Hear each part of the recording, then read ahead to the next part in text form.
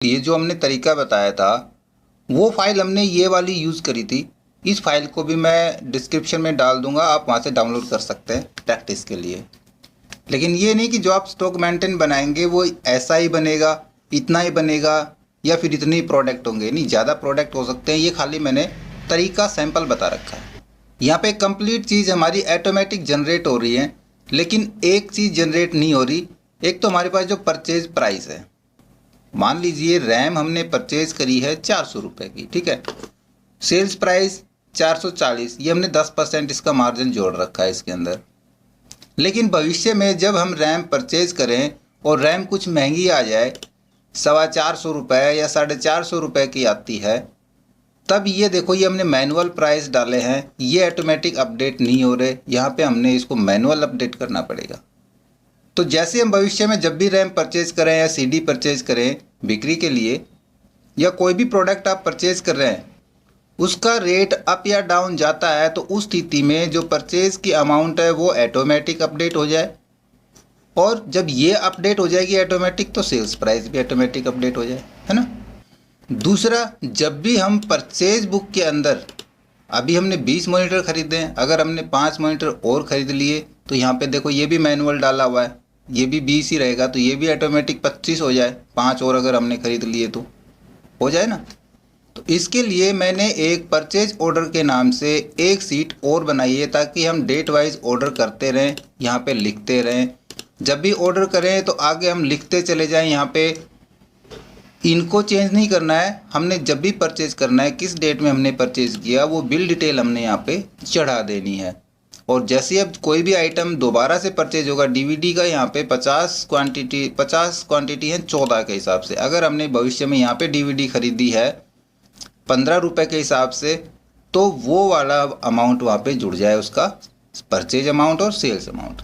तो देखिए, सबसे पहले तो ये जो सीट है, इसमें इसको हमने एक टेबल का रूप दे देना है, ठीक है। इसको हम सेलेक्ट कर लेंगे, बल्कि इसको यहाँ से नहीं, हम यहाँ से सेलेक्ट कर लेंगे, ताकि परचेज ऑर्डर हमारा ऊपर अलग से हेडिंग बनी रह जाए। यहाँ पे जाएंगे हम कीबोर्ड से अपने से Ctrl+T यूज़ करेंगे और हेडर रो ये रख लेंगे। ध्यान रहे, हेडर रो वो नहीं रहेगी, हेडर रो ये रखनी है हमने, और इसको हम कर देंगे ओके। तो ये हमने टेबल क्यों बनाई है, क्योंकि हम इस टेबल को अरे करने वाले हैं, और अरे के अंदर जब भी हमारी टेबल आगे बढ़े, इसमें और डाटा एंट्री हो, तो वो भी वहाँ पे अपडेट होती रहे, ठीक है। ये ज़रूरी हो जाएगा। अब सबसे पहले तो करते हैं स्टॉक के अंदर यहाँ पे क्वांटिटी अपने आप बढ़े। उसके लिए मैंने यहाँ पहले भी यूज़ किया है, सम इफ़ का फॉर्मूला यूज़ कर रखा है, तो आप वो फॉर्मूला भी यूज़ कर सकते हैं। हम यहाँ पे आएंगे और ध्यान रहे, जो एक्चुअल जो प्रोडक्ट नेम है जो हमने डाले हुए, वो स्टॉक के अंदर यहाँ पे डाले हुए हैं, ठीक है। यहाँ से हम उठाएंगे स्टॉक के लिए, तो यहाँ पे हमने फॉर्मूला लगाना है। सबसे पहले हम करेंगे उसके is equal to sum if, bracket start करेंगे।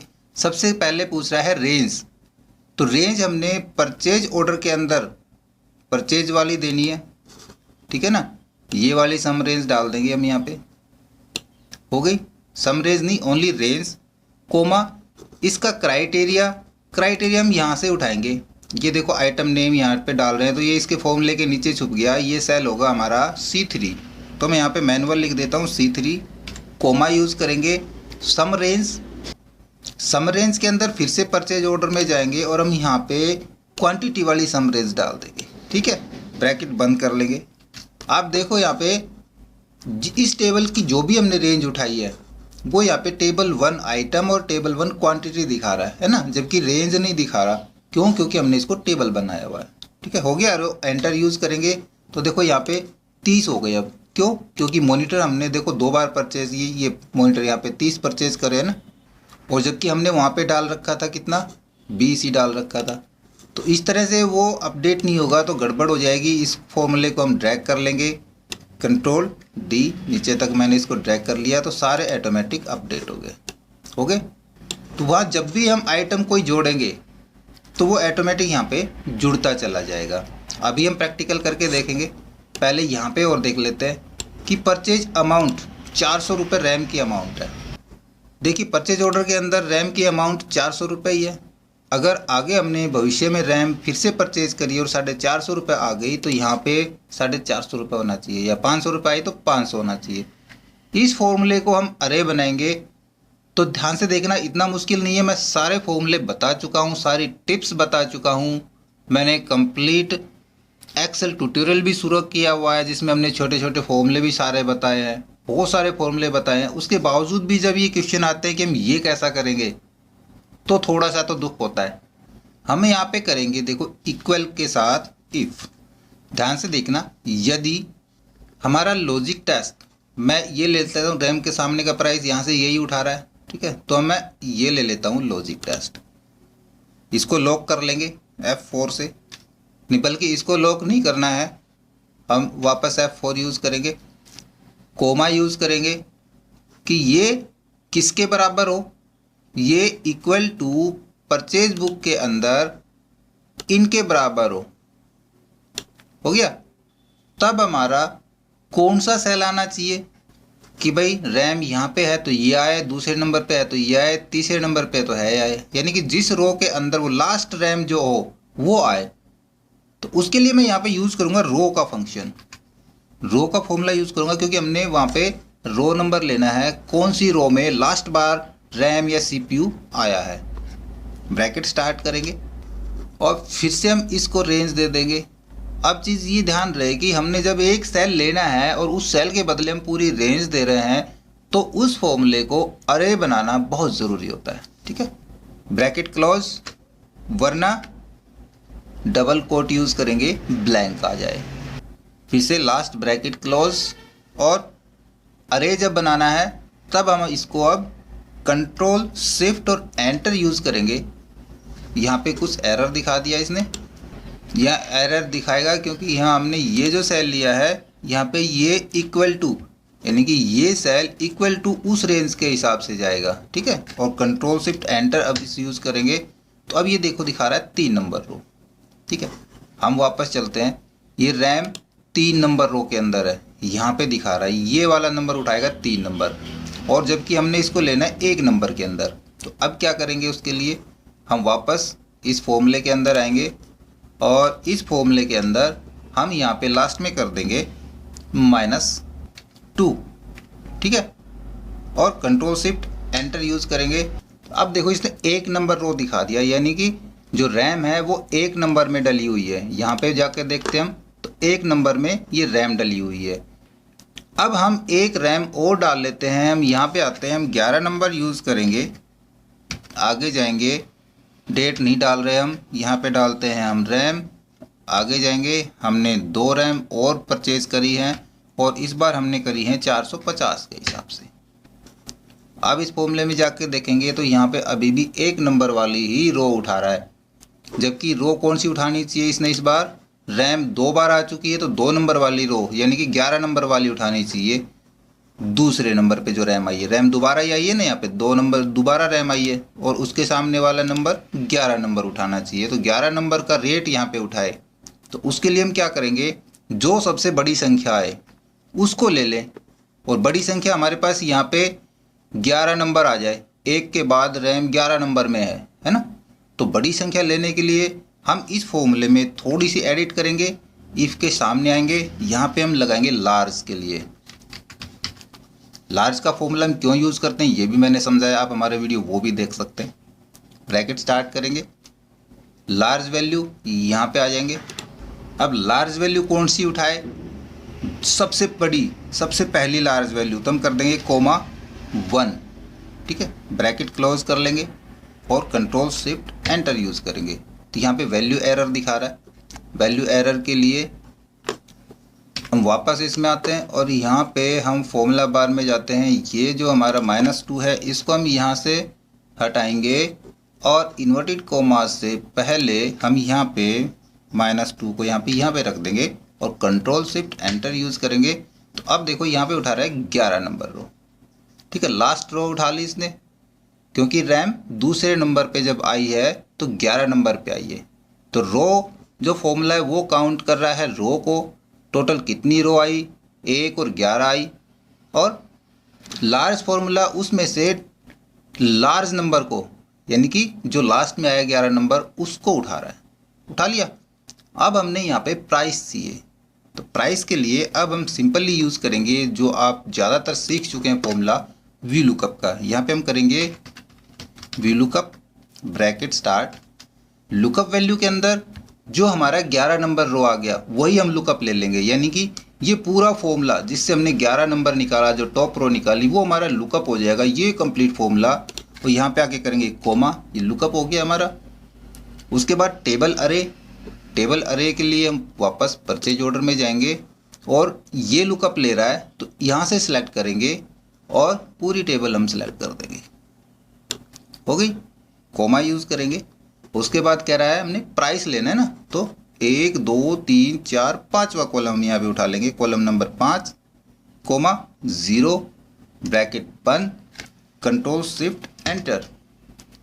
क्या उठा लिया इसने? 450 रुपये। इसको हम नीचे तक ड्रैग कर लेंगे, हो गया।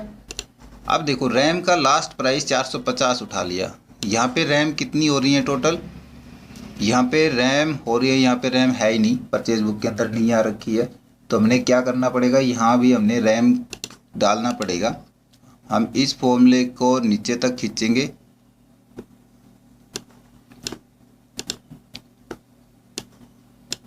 और यहाँ पे हम डालते हैं रैम, तो रैम टोटल 22 है और ये उसकी टोटल परचेज अमाउंट है, जो कितनी खरीदी है टोटल वो हमारी आ गई यहाँ पे टोटल रैम की क्वांटिटी। यहाँ पे आते हैं हम RAM total quantity purchase amount, ठीक है, आ गई ना 9900। यहाँ पे 9900 रुपये रैम के दिखा रहा है। टोटल हमने कितने की परचेज करी? 22 रैम परचेज करी है। अब हम फिर से रैम को बढ़ा के देखते हैं आगे। अगर हमने अगली तारीख को 12 नंबर पे अगले महीने में या उससे अगले महीने में फिर से हमने रैम खरीदी है, 10 रैम खरीदी है 500 के भाव से, ठीक है। अब जाके देखते हैं स्टॉक के अंदर, तो यहाँ पे देखो 10 रैम और ख़रीद ली हमने, 32 रैम हो गई 16,000 रुपये की। और यहाँ पे आके देखेंगे तो उसका जो प्राइस था वो 500 के हिसाब से खरीदी है, बिक्री 550 हो जाएगी। तो ये ऑटोमेटिक अपडेट होने लग गया। यहाँ तक कोई डाउट नहीं रहना चाहिए आपके मन में। लेकिन अभी भी अगर हम देखें कि क्या हमारा काम कंप्लीट हो गया, नहीं हुआ होगा। ये चीज़ें खास ध्यान रखने की है कि क्योंकि जो प्रॉफिट एंड लॉस आएगा, स्टॉक तो मेंटेन हो जाएगा सही तरीके से, लेकिन प्रॉफिट एंड लॉस हमारा एक्चुअल प्रॉफिट एंड लॉस नहीं दिखाएगा। क्यों नहीं दिखाएगा, मैं आपको यहाँ पे समझा के दिखाता हूँ साइड में। अगर हमने रैम खरीदी है, इनका साइज़ मैं बढ़ा लेता हूँ थोड़ा सा ताकि आपको यहाँ पे साफ साफ नज़र आ जाए और आपको पूरी तरह समझ में आ जाए कि मैं क्या बताना चाह रहा हूँ। हमने रैम खरीदी 20 रैम, ओके, 400 रुपये के हिसाब से, तो ये हो गई हमारी 8,000 रुपये की, हो गई हमारी। उसमें से बिक गई 15 रैम, कितनी बच गई? 5 रैम बच गई। कितने की बच गई? 1,000 रुपये की। 1,000 की नहीं, 5 चौक 20, 2,000 रुपये की रैम बच गई 2,000 रुपये की। फिर हमने रैम खरीदी 10 और खरीदी, 500 रुपये के हिसाब से खरीदी। कितने की आई? 5,000 की आ गई। इस जगह अब हमारे पास रैम कितनी हो गई? 10 ये और 5 यहाँ पे बच रही थी, टोटल 15 रैम हो गई हमारे पास। ये रैम 5,000 की है। अब बिक्री रेट देखते हैं। ये रैम हम बेच रहे थे 10% मार्जिन ले रहे थे, जितना भी ले रहे थे 450 रुपये की हम बेच रहे थे। तो अब ये हम बेचेंगे 550 रुपये की, बेचेंगे ना। तो जो नया स्टॉक आया है 500 रुपये के हिसाब से, 10 वो और 5 पहले की, सभी का प्राइस तो चेंज हो ही गया। 550 रुपये बिक्री हो गया, 500 उसकी ख़रीद हो गई। तो जो इन पे पहले हम प्रॉफिट ले रहे थे 50 रुपये बच रहा था, अब 550 रुपये, ये भी तो 550 ही बिकेंगी, तो इन पे 150 रुपये का प्रॉफिट हो गया। इसी स्थिति में अगर हम कम रेट में ख़रीदते हैं तो कम की बेचेंगे। अब नेक्स्ट रैम हमने 5 और ख़रीदी, कुछ रेट डाउन आ गया, हमने 375 रुपये के हिसाब से ख़रीदी, तो कितने की बिकेंगी? 425 या 400 के हिसाब से हम बेच रहे हैं मान लो। तो यहाँ पे देखिए, यहाँ 400 खरीदे थे, अब रेट सस्ता हो रहा है रैम का, तो 400 की बिकेंगी, जबकि ये भी 400 की बिकेंगी और ये भी 400 की बिकेंगी, क्योंकि नया रेट हमारा ये है। तो लॉस चला जाएगा। इन पे भी लॉस जा रहा है, इन पे भी लॉस जा रहा है। अगर रेट बढ़ता है तो इस पे और ज़्यादा प्रॉफिट आ रहा है। तो वो एक्चुअल प्रॉफिट कि हमको इस पे कितना मार्जिन हो रहा था, कितना हो गया, इस पे कितनी बचत आई, इस पे कितनी बचत आई, या फिर इस रेट में जब पुरानी बेची तो वो लॉस अगर हम घटा दें उस टोटल प्रॉफिट में से तो एक्चुअल प्रॉफिट, नेट प्रॉफिट हमारा कितना बचा। ये चीज़ नेट प्रॉफिट निकालने के लिए बहुत ज़्यादा मायने रखती है। अगर ये नेट प्रॉफिट नहीं निकालना चाहते, आपके पास सिंपल बिजनेस है, सिंपल दुकान है, तो आप इस तरीके को छोड़ सकते हैं, सिर्फ यही वाला ले सकते हैं। इसमें आपको प्रॉफिट नज़र आ जाएगा, कोई दिक्कत नहीं है। क्योंकि कई बार रेट बढ़ के आ रहा है तो हमको पहले वाले माल पे भी ज़्यादा मिल रहा है, रेट कम हो गया तो थोड़ा सा प्रॉफिट तो वहीं में पड़ जाएगा के बीच में। लेकिन जब नेट प्रॉफिट की बात आती, बड़े लेवल के बिजनेस पे काम करें तब नेट प्रॉफिट निकालेंगे। और वो प्रॉफिट किस प्रकार निकालेंगे, आप लोग एक बार खुद ट्राई करके देखना, उसके बाद मैं आपको बताऊंगा कि किस प्रकार निकालेंगे। क्योंकि आप कोशिश करेंगे, ट्राई करेंगे तो मैं समझूंगा कि मैं जो सिखा रहा हूँ, मैं जो बोल रहा हूँ इतना, उसका थोड़ा सा तो बेनिफिट हुआ है कि आप लोग समझे। Okay, I hope friends video आपको जरूर अच्छा लगा होगा। हमें कमेंट्स में बताइए, हमारी वीडियोज़ को अपने दोस्तों में शेयर कीजिए, में लाइक कीजिए, और यदि नए हैं आप हमारे चैनल पर तो हमें सब्सक्राइब भी जरूर कर लीजिएगा। फिर से मिलते हैं नई वीडियो के साथ, तब तक के लिए टाटा बाय बाय।